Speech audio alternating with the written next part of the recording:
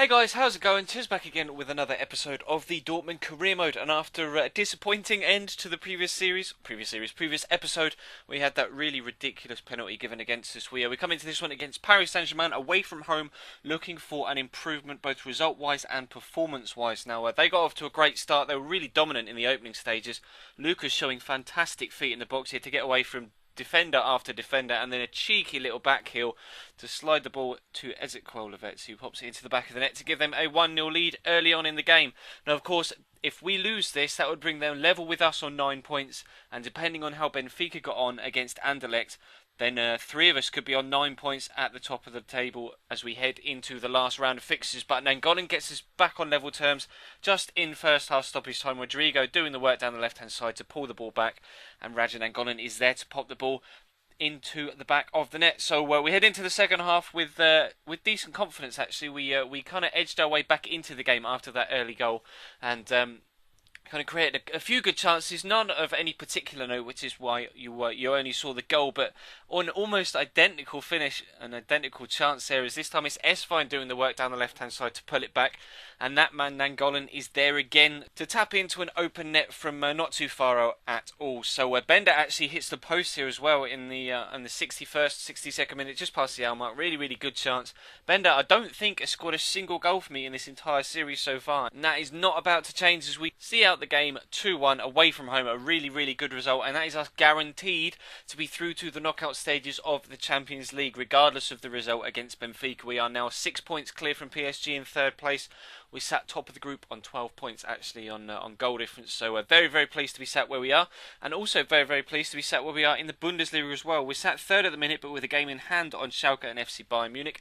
And of course we did beat Munich, but then obviously had those two draws which kind of nullified the result against Bayern Munich. But Rodrigo goes on a great one here, a wonderful flick around the defender. Really would have been a fantastic goal if he'd been able to smash that into the back of the net. Unfortunately it rifles back off the crossbar, but he's going to have another chance here a little bit later on. Just can't quite shake off the attentions of Westerman. Whips the ball in, header from Lennon is blocked, shot from Gundogan is well saved, and then it wouldn't let me change player back to Aaron Lennon. If you go back and watch that again, the red cursor just wouldn't flick to Lennon until the ball hit him on the shins, by which time it was too late to have a decent shot, and then Goetze just couldn't quite get his feet up and over the ball to have a decent chance. But this was a fantastic chance. Lennon, it was, whipping the ball in, and if you remember, Rodrigo had a similar chance in the last episode, and then got his technique horribly wrong and it went over the bar. But that is absolute perfection from Marco Reus, back across the goalkeeper, down into the ground, a wonderful header, and we are 1-0 up. And then we push forward into the second half. It's a fantastic ball over the top. Rodrigo again struggling against Westerman for strength. Now, if that had happened for me against me, then I would have gone absolutely batshit crazy. But obviously, this time, the aid's working in our favour against the computer, and Rodrigo's able to just nudge Westerman as he misses his clearance and then get it away from the goalkeeper. You see Westerman swings at it, misses, and the goalkeeper dives, can't get there. Rodrigo takes it around and pops it into the back of the net to give us a 2-0 lead. And we had a great chance to make it 3-0 in second half stoppage time. Royce unfortunately choosing to take that one with his left foot, when if he'd taken it with his right, he probably could have slotted it underneath the goalkeeper and into the back of the net. But nonetheless, we are able to take 3 points in the league as well as the 3 points in the Champions League that we took earlier on in the episode. So 100% record so far in this episode, and then we come up against Schalke. Now, not only is this a massive game because they are our local rivals in Germany, they are obviously huge rivals, as you can see, in the league as well. So at 1 point behind us, as we sit 4 points and 5 points respectively behind Bayern Munich. And we had a decent chance here in the first half, but it was just a tame effort from Mario Götze, and that kind of summed up the first half. Both sides didn't really want to lose, and you could tell I set out tactically to try and catch them on the counter-attack. They did the same for us. And the first half was just kind of a damp squib. Both teams just keeping possession, passing the ball around, not creating too many opportunities.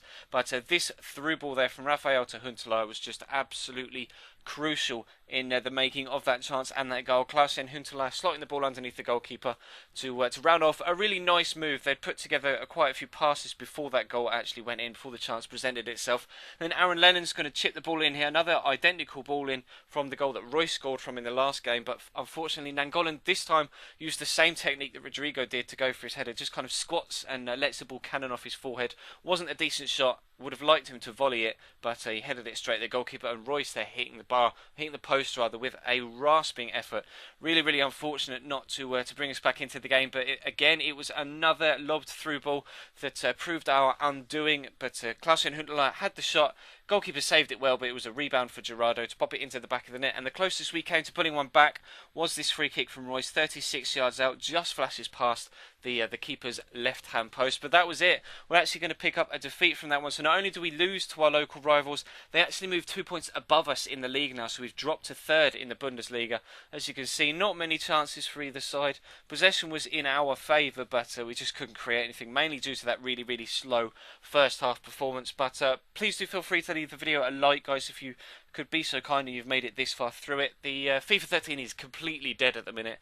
We've been getting about half the amount of views that we normally would for the past week or so in videos, so hopefully FIFA 14 can hurry itself up and we can continue some growth on the channel, because sub count is or sub growth rather has kind of stalled, as has views, etc. But those of you that continue to watch regardless of the deadness of FIFA 13, then that is completely 100% highly appreciated, and I can't thank you enough for your continued support. But that is going to bring this one to a close. So if you did miss the previous episode, there will be a link in the top left in the annotation on screen to that, and then links in the description and on screen with the annotation over the channel emblem and subscribe button to subscribe to my channel if you haven't already. And of course, feel free to follow me on Twitter at ChaseNoidGaming. So that is going to wrap this one up, guys.